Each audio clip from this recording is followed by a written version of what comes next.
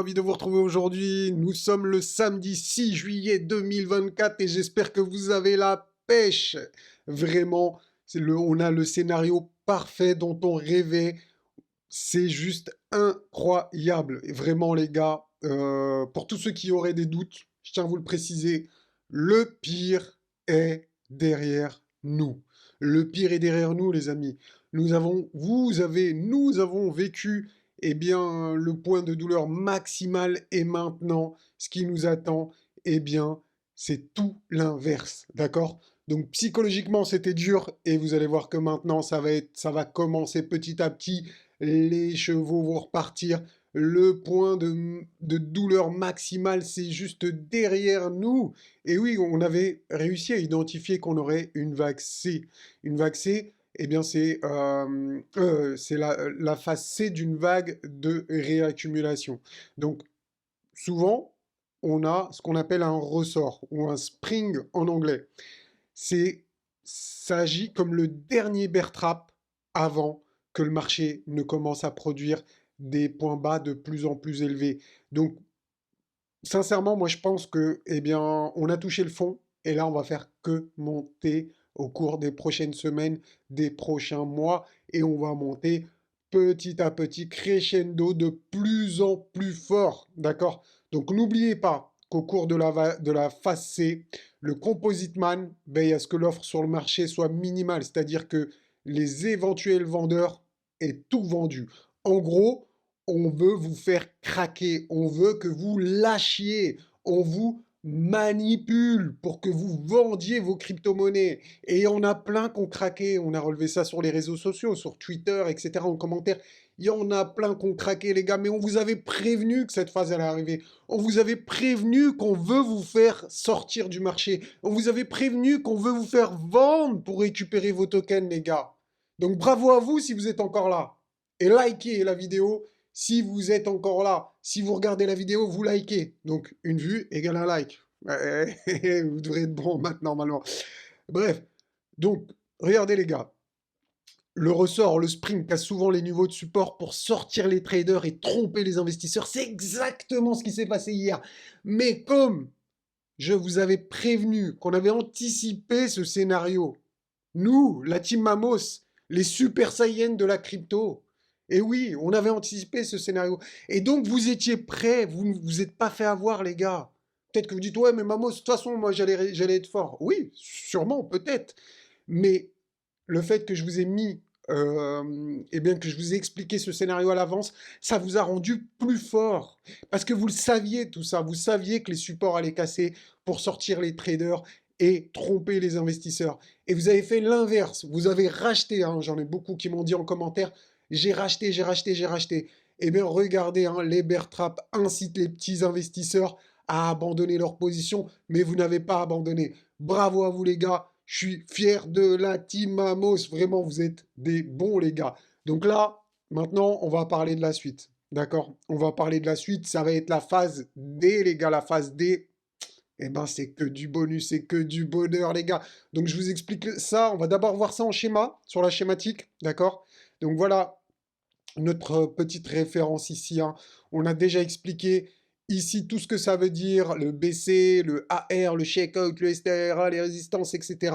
Si vous voulez en savoir plus, allez voir la vidéo d'hier. Franchement, il y a tout qui est expliqué dedans sur la schématique. Mais bon, pour ceux qui ont suivi la vidéo d'hier, hein, n'oubliez pas, mes vidéos, c'est comme une série. Il faut quand même essayer de les voir. Je vous conseille de les voir toutes parce que je ne peux pas me répéter tout le temps, tout le temps, tout le temps. Je trouve ça un peu fatigant. Mais bref, les gars, eh bien, la phase C se déroule une fois qu'on a fait le spring et qu'on a réintégré les supports. Et vous voyez ici, on est déjà sur les niveaux de support. Donc, on a fait la mèche, hein, je vais zoomer un peu ici, d'accord? Donc, on a fait la mèche et là, on commence à réintégrer les supports. Une fois qu'on aura bien réintégré, on va valider la phase C qui sera terminée et donc la phase D qui aura commencé. Donc la phase D, les amis, une fois qu'on a retrouvé les supports, qu'on est repassé au-dessus des supports, eh bien les amis, hein, autant vous spoiler, mais c'est que de la hausse, mais avec une forte volatilité. Donc je vous explique ça ici. tout est expliqué ici. Donc la phase D représente la transition entre la cause et l'effet. Elle se situe entre la zone d'accumulation, donc la phase C, et la sortie du trading range, la phase E. D'accord? Donc en fait, hein, tout simplement, pour résumer ça, c'est toute cette phase ici, entre eh bien, le spring et le SOS, qu'on appelle ici un SOS, un signe of strong en anglais, donc un signe de force. Donc quand on reviendra sur les résistances. Donc en gros, tout ce qu'il y a ici, là, vous voyez, entre ici et ici, c'est la phase D. Donc cette phase D, typiquement, elle se distingue par une augmentation significative du volume de trading et de la volatilité. Donc ça, on va le voir dès la semaine prochaine. On devrait voir plus de volume et plus de volatilité sur le Bitcoin. Mais attention les amis, hein, la volatilité, ça peut faire peur. Donc n'oubliez pas que la volatilité, on l'attend, on est prêt. Donc là, aujourd'hui, vous êtes déjà prêt à subir de la volatilité. Mais du coup, elle possède généralement un ou plusieurs LPS. Donc là, un LPS, c'est les points bas, hein, dernier point de support, créant des plus bas plus haut, de plus en plus haut, en fait, le marché continue sa course haussière. D'accord? Donc là, c'est vraiment de la hausse qui va arriver dans les prochaines semaines. Euh, le LPS précède souvent une rupture des niveaux de résistance qui crée à son tour des nouveaux plus hauts. Donc on va casser des résistances, donc on va faire des creux de plus en plus haut et donc casser des résistances. Donc en gros, on va monter tout simplement, hein. Cela entraîne des signes of strength, donc des SOS, signes de force, comme je vous disais tout à l'heure, déterminés par le fait que les précédents niveaux de résistance deviennent maintenant des niveaux de support. D'accord? Donc vraiment, c'est cette phase de trading qui est, on va dire, un peu du Gucci, hein, on va se faire plaisir, hein. Là, ça va être vraiment de la hausse. De toute façon, la phase D et la phase E, c'est vraiment des phases bah, où le marché fait que monter. Donc tout ce qu'on a vécu, les amis, pendant plusieurs mois sur le Bitcoin, qui n'a rien fait, pas trop de volatilité, même une cassure ici à la baisse avec un spring, etc. Tout ça, les gars, c'était prévisible. Mais le résultat de tout ça, les amis, comme je vous dis, l'important, c'est pas la chute, c'est l'atterrissage. Eh bien, la chute, on l'a eu lieu. L'atterrissage, on a ouvert les parachutes. Vous inquiétez pas que là, on monte dans la fusée pour repartir to the moon. Voilà. En tout cas, c'est mon avis. On va suivre ça ensemble, au cours des prochaines semaines, des prochains mois.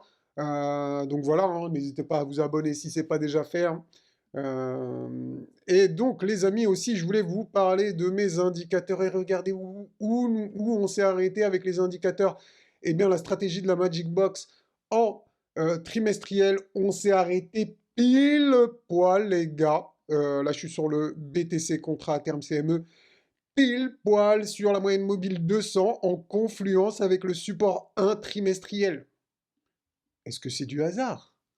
Et selon vous, je sais pas, dites-moi en commentaire les gars, est-ce que c'est du hasard? On s'est arrêté pile poil, au dollar près les gars, au dollar près, pile poil, confluence parfaite de deux indicateurs. Voilà pourquoi j'utilise des indicateurs.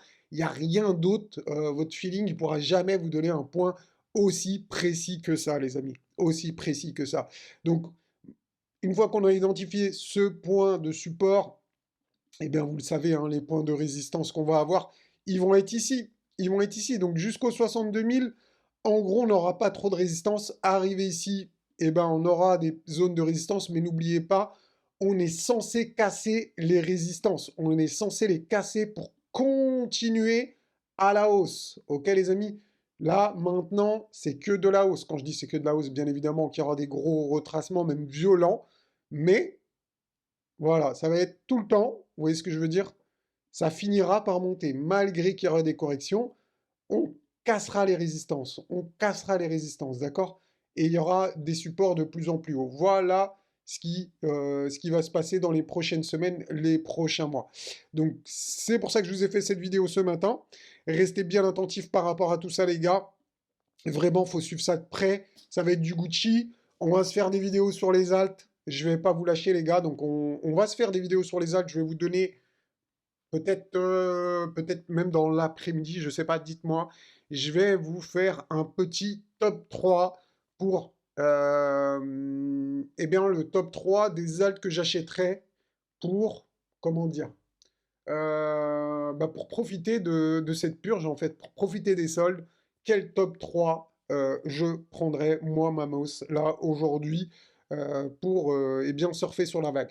N'hésitez pas à me dire, vous, les algues que vous souhaiteriez que j'analyse, celles que je devrais regarder. Qu'est-ce que vous pensez de cette vidéo? Qu'est-ce que vous pensez des indicateurs?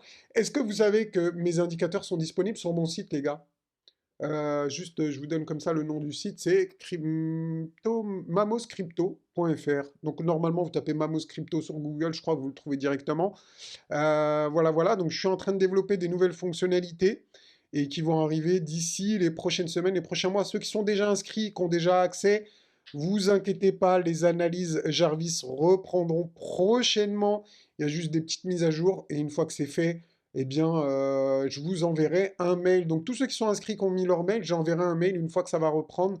Donc voilà, n'hésitez pas, si vous voulez recevoir le mail, vous pouvez aussi vous inscrire. Si vous avez déjà accès au site par l'affiliation BingX, bah, vous aurez aussi le mail et vous aurez accès également. Donc voilà les amis, je voulais juste vous parler des objectifs pour le prochain trimestre. Donc on a l'objectif des 70 000, ensuite des 80 000 et pour terminer des 87 000. Donc ça va être les objectifs de ce euh, troisième trimestre, donc qui va jusqu'à, donc on a juillet, août et septembre, donc jusqu'à fin septembre les amis, pour aller chercher un de ces objectifs ici. Je pense qu'on va aller en minimum en chercher un, voire deux, même peut-être même trois, hein. En gros, je pense clairement qu'on ira casser cette zone de résistance. Ensuite, l'objectif des 70 000 et voir les 80 000, faire un nouvel ATH sur le Bitcoin ces prochains jours, ces prochaines semaines. Voilà les amis, je vous dis à demain. Demain, on va regarder le Mamos Train Color, tout ça, tout ça. Donc là, faudra venir, hein, les gars, hein. Abonnez-vous pour avoir la mise à jour sur ces super indicateurs. Allez, bon samedi à vous les amis, ciao ciao.